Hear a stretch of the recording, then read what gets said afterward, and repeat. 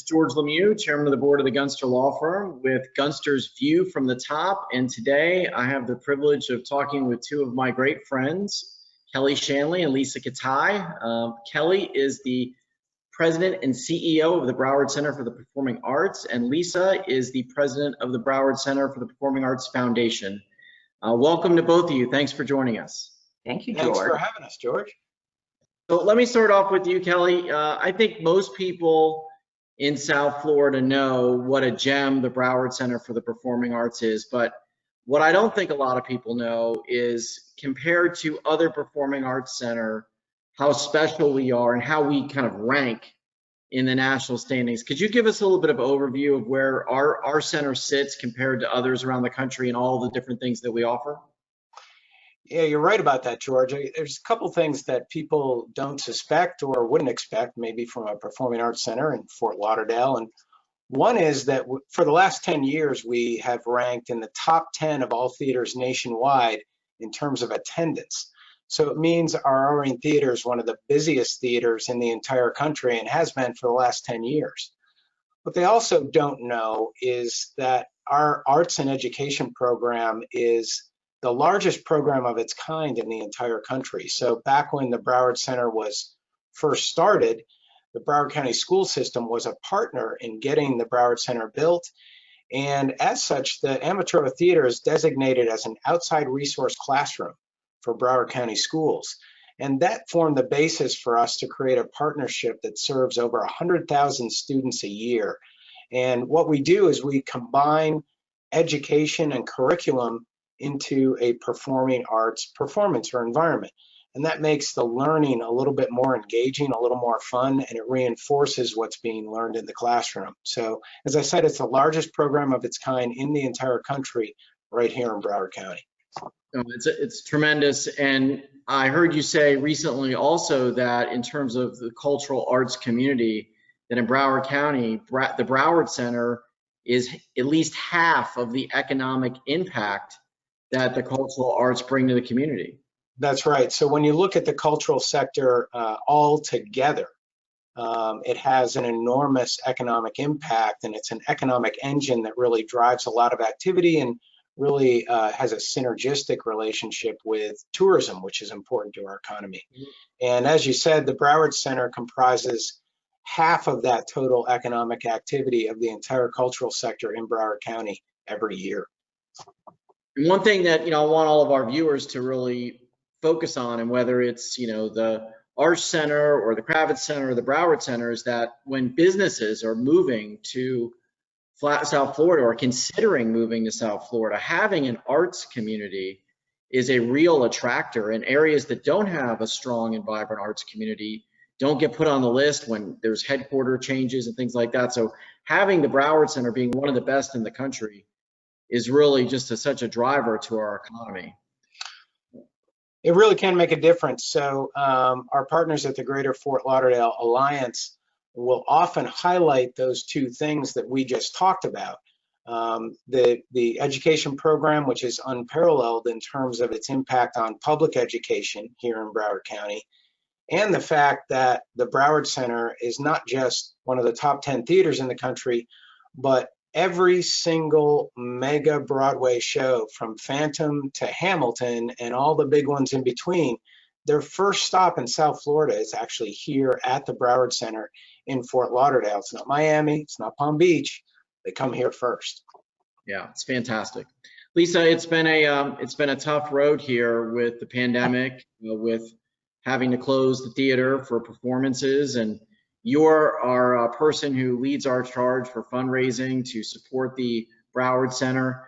Tell us about how we're doing. I know that there's been a lot of belt tightening, and I know you're also putting together this Road to Recovery program so that we can support the center. Yeah, thank you for asking about that, George. It is a tough time for everybody, but as you know, we were the first to close, and we will probably be among the last to open. So with that, with no revenue coming in, we've done everything we can in terms of cost cutting, as you mentioned. We've laid off our 400 event staff. Half of our regular employees are also laid off. And then, of course, those of us who are remaining have taken cuts in our hours or our salary to really tighten our belts and get through this thing. But even with all that, it's not enough. we will need much, much more. And it, as you said, our fund is called the Road to Recovery Fund. It's not really the Road to Reopening Fund, because even when we reopen, it's going to be a tough road. People will be reluctant to come back, even with the vaccine and rapid testing. And so we need to get through all of that. We've put this fund together. We've had many people come in so far to donate, and we're just incredibly grateful. We know that with the economic impact that you both have talked about, for us, $130 million economic impact on our economy. When we're open again, it's a sign to everyone that Fort Lauderdale is open again. Right. Well, we really look forward to that day. And speaking of that day, Kelly, I understand that there's a small production that people might have heard of that could be coming back in the spring. Can you talk to us about what that might look like when Hamilton returns? Yeah, kind of an unknown, right? But one that people are becoming more familiar with. So Hamilton is scheduled to return to the Broward Center for 3 weeks in April. And we're really hopeful that there is a scenario we can put together that will make it possible. One of the keys to this, George, that I think is important for people to understand is, while we have the ability right now to do a live performance with a live audience here in our theaters, we can only do that in a physically distanced format, which dramatically reduces our seating capacity. So for example, in the Amaturo Theater, a hall that would normally hold 600 people, we're limited to only 160 people in that space. Likewise, in the Orion Theater, where we typically would show Hamilton, we've got 2,600 seats that gets reduced pretty quickly down to under 400 seats. And that means the economics don't work for a lot of these shows that people really want to see returning to our theaters. So we're going to need to be able to operate at 100% capacity in the hall to make that happen. And there's a lot of great new developments with vaccines that we've heard about, certainly, and with rapid testing so that we can tell if somebody is infected or not. And the combination of those things and verification processes that are being put together right now in the airline industry and the professional sports industry, we're hoping will lend themselves to us being able to operate at 100% capacity and welcome Hamilton back and all the people who enjoy it. And all the people who recently discovered it on Disney Plus. I mean, it came out on Disney Plus, people got the chance to maybe see it for the first time there, and now they're really eager to see it here live at the Broward Center. Well, if for anyone who hasn't seen it, it was at the Broward Center last time. Just a tremendous thing to see in person. So I assume people can still get tickets, right, for April? So single tickets are not currently on sale, but what they can do is they can come and sign up on our website to be on our mailing list, so that when it does go on sale, they'll have something hit their inbox and they'll know right away. Perfect, perfect. Let me finish with this, Lisa, if I can. The Parker Playhouse is a tremendous asset in our community. It's been around for a long time. It's a place I went to when I was a kid to watch performances, Camelot and things like that. And you know, we've had this tremendous rebuild, refurbishing of the Parker Playhouse. Can you tell our viewers what's going on with Parker? Yeah, well, first of all, let me thank you, because you chaired that capital campaign to raise the money, the private dollars, to help us fix that up. So Parker, as anybody knows who's been there, it was getting very old, more than 50 years old. And up until we did this renovation, really, it had been held together with basically Band-Aids. So it was falling apart. And we wanted to fix it. And almost as a community service, we needed to fix it. I mean, everybody has those same nostalgic memories that you do, George. So we went to the city and partnered with them, as we do in all of our fundraising, public-private partnership, and they put some dollars up, and we got lots of private dollars, and it's going to be gorgeous. It's going to be spectacular. So it's going to retain its charm that it always had, and kind of the fabulous seating and everything that you love about it, but it's going to have a big, beautiful new lobby. And what is going to be different isn't really the Parker, different in terms of your experience. The shows will still be the same. Our average ticket price there is a little bit lower. It's about in the 40s instead of in the 60s, which it is in the Orion.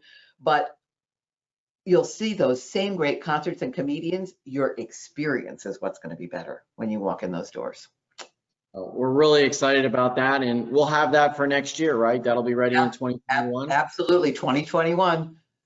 So the thing I love about this is that not only do we have one of the best centers for the performing arts in the country, but now we're going to have our own little theater district, right? We're going to have this second venue that's going to be a first-rate venue that fits the size, right? Kind of between the Amaturo and the Arene. Isn't that That's right, Kelly? correct. Yeah, it's almost perfect. I haven't found anybody to verify that when the Broward Center was built, it kind of straddled that seating capacity at the Parker, which at the time was the home of Broadway. But Broadway outgrew it and demanded that, a hall like the Broward Center get built. But I'm pretty sure that in the planning process, they just worked around that seating capacity and made it kind of a nice succession of 2,600, 1,100, 600 for those 3 halls.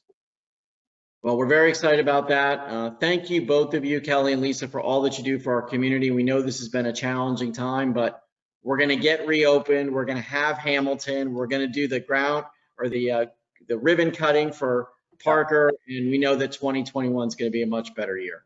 It's going to be a great year. We're looking forward to it. Thanks to everyone who's watched this version of Gunster's View from the Top. We'll see you next time.